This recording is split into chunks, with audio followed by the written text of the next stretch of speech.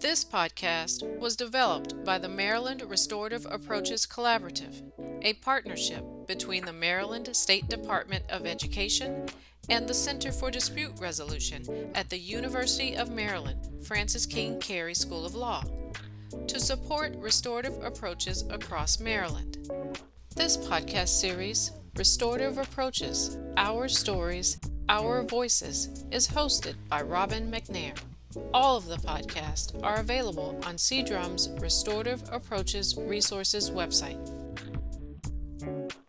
In this episode, Robin interviews Dwanna Nicole, Executive Director of Restorative Justice Partnership. They talk about how restorative communities heal the pernicious effects of zero-tolerance discipline, especially on students of color, by building true relationships and community in schools and families. Hello, hello, hello, and welcome to episode 4 of CDRUM's Restorative Approaches, Our Stories, Our Voices. I am your host, Robin McNair, and it is an honor to have our third guest, Miss Dwanna Nicole, joining us today. How are you today, Dwanna? I'm great, Robin. How are you? I'm doing wonderful. So let me share just a little bit about Miss Nicole. Ms. Dwanna Nicole is the Executive Director of the Restorative Justice Partnership, where she works within school communities throughout the country to assist them with developing strategies to create more positive school climates for students, educators, and families. By using a collaborative model that includes stakeholders at every level, from the students all the way to the school board members, she provides training and support in the implementation of restorative justice in schools through the creation of individualized, short and long-term implementation plans, resource development, complementary professional learning, and on-site assistance. All right, so there are some other things in this amazing bio that lets us know what Ms. Dwanna Nicole has done before she begins serving as an executive director, but I'm going to allow her to share her story with her voice. So Dwanna, I would like for you to share with us your restorative journey. Well, thank you again for having me, Robin.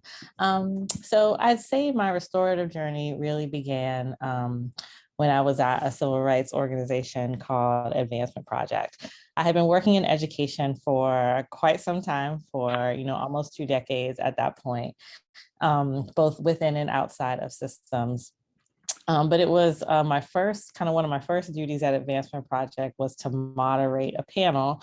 The particular kind of project that I was working on there was around dismantling the school to prison pipeline. And this was a conference that the organization was having for really youth and family organizers across the country who were, we were starting to finally see wins around changing code of conduct, and folks finally acknowledging that exclusionary discipline was not working. And I happened to moderate a panel on alternatives at the time. Restorative justice was very much talked about as the alternative to exclusionary discipline. And so I had the pleasure of moderating this panel with a few practitioners from across the country. And it was really after that panel that one of them in particular, Mr. Robert Spicer, really encouraged me to learn more, to do more, that if this was something that I was going to talk about and teach about, then I needed to learn about it myself. And that was that. From there, went to several trainings, got connected to some of the stalwarts in this work when it comes to restorative justice, and had the opportunity to really just sit alongside them and learn for many years. And then we at Advancement Project, we were starting to see educators really come around and ask more questions about what this work looked like, what did it look like in school, what did a school who implemented restorative justice feel like? And from there, we were just able to, that opened lots of doors in terms of getting to know people who had been doing this work for decades, like, 20 years, 30 years, and learning from them, both practitioners and educators who were beneficiaries of the work, in school settings where, this work had really taken hold and something beautiful was happening. And we just really took those learnings and shared them with other people. So, everything that we produce is something that, we have also learned ourselves, that I learned myself through my own journey, and wanting, to share that knowledge and information just like it was shared with me. Wow, quite a journey, quite a journey. Something you said that stuck out with me was that you work with families and you also worked with school systems, kind of examining their student codes of conduct at the very beginning. Can you kind of share a little bit about what you found in the student codes of conduct that did not align with, some of the changes that were starting to take hold in our nation as it pertains to the school to prison pipeline? Sure. So what we immediately saw a lot of times before we started to see codes of conduct change were really zero tolerance policies. And so this is the infraction and this is the response, really the punishment, right? There's no consideration for what was going on, what may have been happening with the young person, what the adult may have done to maybe push their buttons themselves. The age of the young person, just really no room at all to even have a conversation. It was just kind of like an automatic punishment. And that's the thing that we've seen like most school districts move away from, is like zero tolerance policy. But we also saw a lot of other things. A lot of policies and practices that were in place that even if they weren't written in a way that was discriminatory against students of color, it certainly had a discriminatory effect. And so dress code policies, for example, or in many codes of conduct at the time, there would be things around like hair even, right? And like making sure your hair is neat. And as someone with natural hair myself, right, I would also often question what that actually meant, like to have neat hair, right? Or, policies around hats or hoods that we knew really affected young people of color more than other students. And so we would also encourage school districts to really move away from, to really examine data, right? And if your policy was having an effect on mostly students of color, then that was something that you needed to look over. And there were lots of times, again, where policies are race neutral, but it's having like a racist effect. I think the other thing that we saw was suspensions and expulsions for attendance. So a child's not coming to school, so they get punished for not coming to school by being sent away from school, or suspensions and expulsions for disrespect, disruption, insubordination, very subjective infractions that don't really have like a meaning from person to person. So it's actually difficult for someone to even figure out what respect means in one place versus another. And it really is a very personal thing too, right? So I personally feel disrespected, and then I have the power to punish you. And so that's been another area where we have seen school districts move away from out of school suspensions for some of those subjective infractions. And some of that still certainly exists to this day in many places. It's still something that we're trying to call attention to, but there has been a lot of movement on the ground across the country, really thanks to the organizing efforts of young people and their families. Wow, that is amazing. And just listening to you talk about how some of those policies, without saying it, affected certain populations of young people, specifically Black and Brown students. So thank you for sharing that. It's something else that you shared that I wanted you to speak about, because I know the work that you do really deals with implementing a whole school approach to using restorative justice practices in schools. And you talked about alternatives. And when you first started working with restorative justice, school systems were looking at it as an alternative to something. So, can you share with me now how your work shifted from looking at restorative justice as an alternative to quote unquote punishment to what you are actually doing now, and how you've seen that impact, or as you say, it has become something beautiful. Sure. So I remember being at a conference and listening to a young person talking about restorative justice. And one of the things he said was, sometimes there's nothing to restore to. And I think when this work really, the way educators were looking at this work a number of years ago was, and I think in some cases still is, very much instead of suspend, we do this. Instead of suspend, we sit in circle. Instead of suspend, we have a conversation. Instead of suspend, we do something else. Without the acknowledgement that the relationship still doesn't exist. And so that question around like, what are we restoring to, really let me know that this work is actually about community building. And we can only really think about harm when the community is present, when the community has been built, where the community is strong. And I think in schools, this is, if you ask a lot of educators, sometimes, many will say that they have good relationships, right, with their young people, with the young people in the building. Young people may not feel the same way. And we're talking about deep relationships, more than just, noticing like you have on different shoes today, or that you're wearing a new outfit, or we know your favorite ice cream flavor. We're talking about, in one of the schools that I'm working with, this young person tells a story. I hope it's okay for me to share this, around how there was a fire in his neighborhood. And he received a message on Canvas, the way that teachers communicate with young people, asking him if he was okay. Because this teacher, who wasn't his current teacher, remembered that he lived in this neighborhood and was checking on him. And the young person was saying how, that was something that had never occurred to him before. A teacher had never checked in on him or cared about him at that level, to one, know where he lives, to check on him when, there's a fire in his neighborhood, not at his home, to make sure he's okay and if he has everything that he needs.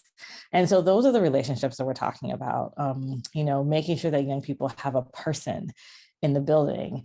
And I think we ask that of young people, to be able to like build these relationships with one another. But what I've also learned is this work actually starts with the adults, that the young people are often fine.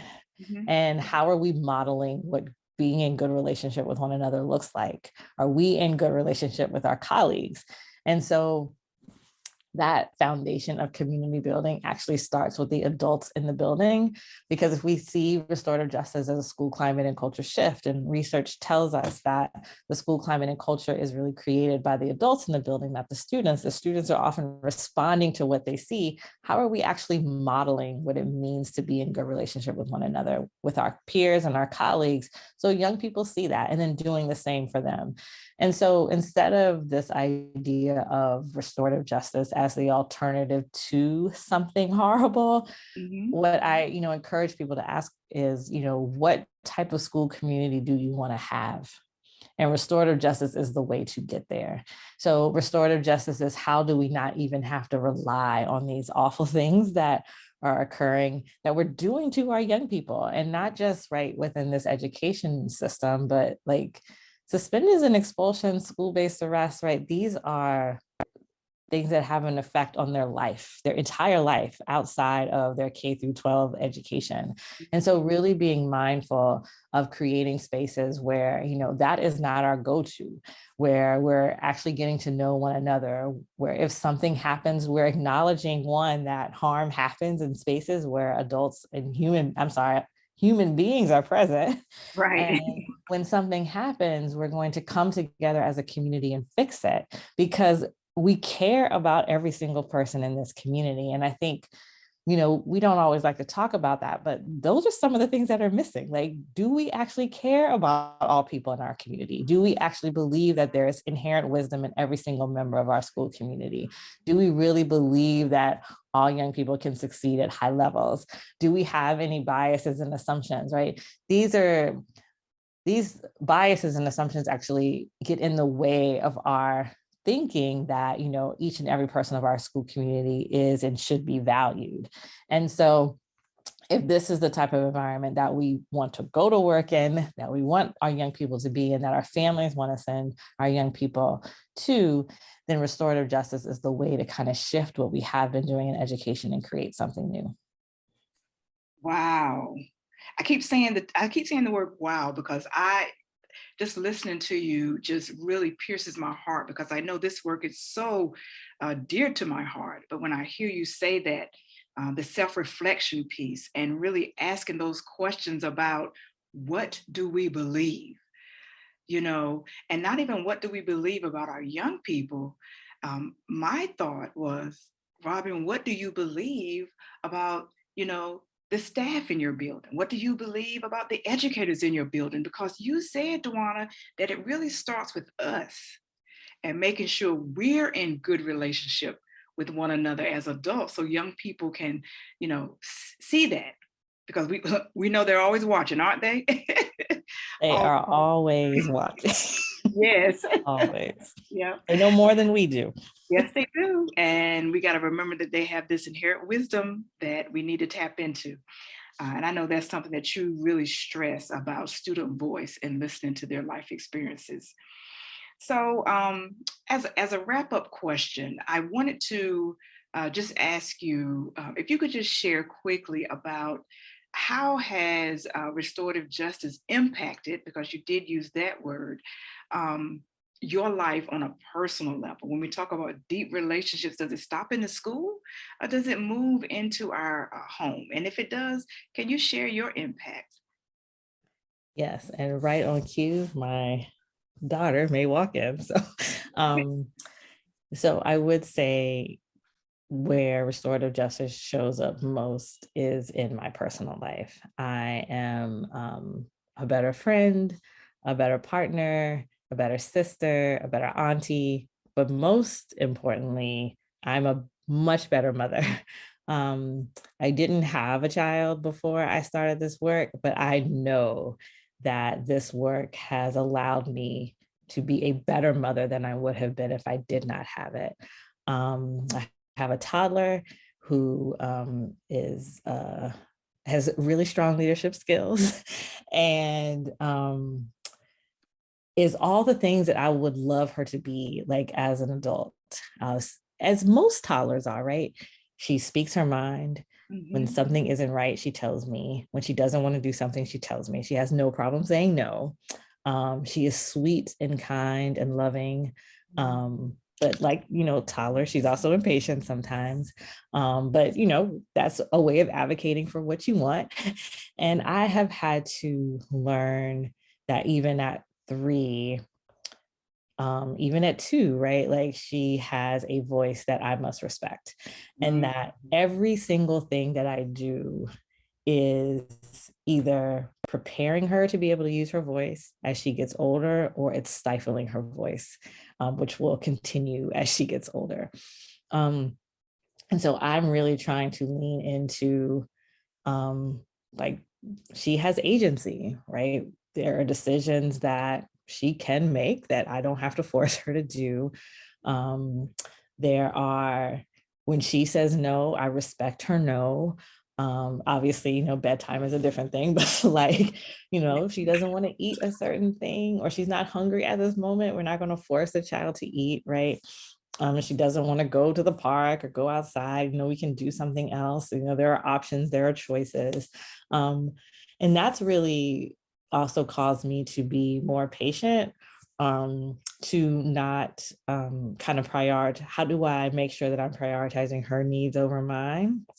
And not that I'm going without, or not that I'm not taking care of myself, but I think, about like how I was raised and, not choosing the easier route because it's easier for me if it doesn't like meet her needs. Like, how am I holding both of those at the same time?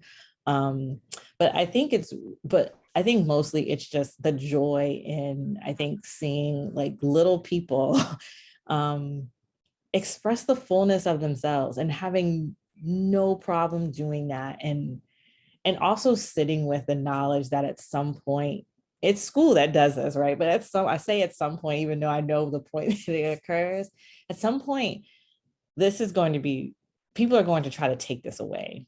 The things that I see and love the most about her that we encourage at home are things that are not going to be welcomed and supported in the school environment, which only indicates to me that I need to work extra hard at home to make sure that she really grows into a person who knows the power of words and doesn't hold back and speaks her mind and fights for what's right. And I think, how do I also model that, right? Wanting her to be proud of me and the work that I do, all really matters to me. And so I think before I was a mother, I was an auntie. And I did start this work when my niece was very little. And I just remember like some of the earlier conversations my brother and I would have were about like the question that little children ask you all the time, why? And sometimes like our go-to answer as adults is because I said so, or to stop the why, because we think that they're being disrespectful or just asking. And it was in some of those moments that I actually realized, no, they're actually asking why, because that's how they're learning, right? They're asking because they don't know. And a simple because I said so is not an answer to that question.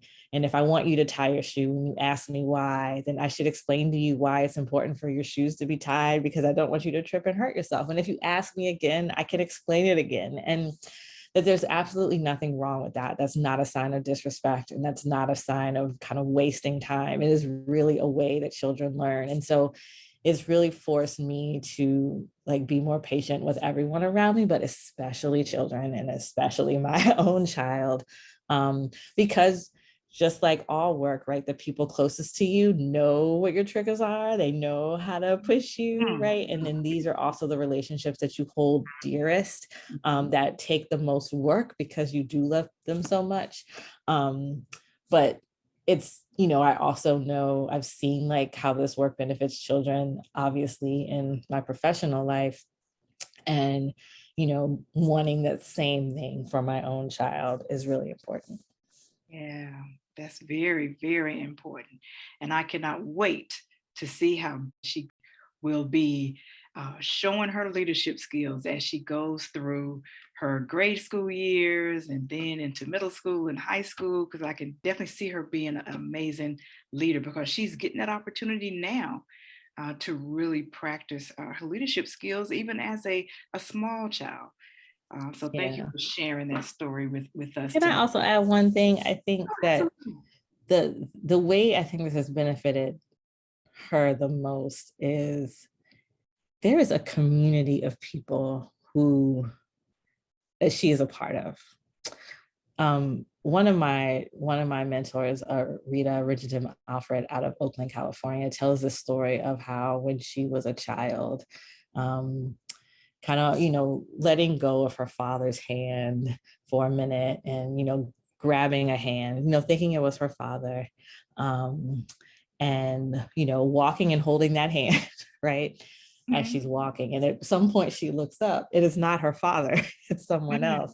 And so she searches for her father and she sees him close by and he kind of gives her this look and a smile to let her know that it's okay. And I think about my own child and the way I've seen her do this, be in a group of, 6 or 7 people and walk from person to person and holding their hand. And, we may have some issues with stranger danger down the line, but at this moment in her life, everyone is family. And there have been many hands that have taken care of her, not just mine and my partners or her family members, including you, Robin. There have been many hands that have watched over her, that have fed her, that have held her, that have rocked her to sleep. And I think because she is part of such a strong community, she also feels that love as well. And I think when I think about the love that she shows, a lot of it comes from that too. Community. Community. Yes, that's so evident. And as you share that story, that's exactly what I'm hearing from you. Awesome. Well, once again, folks, that's our time. Thank you so much for spending your precious time with me on C-Drum's Restorative Approaches, our stories, our voices, and listening to the amazing journey of Miss Dwanna Nicole, of Restorative Justice Partnership. So until next time, once again, Dwanna, thank you. Thank you, Robin. And everyone, be well.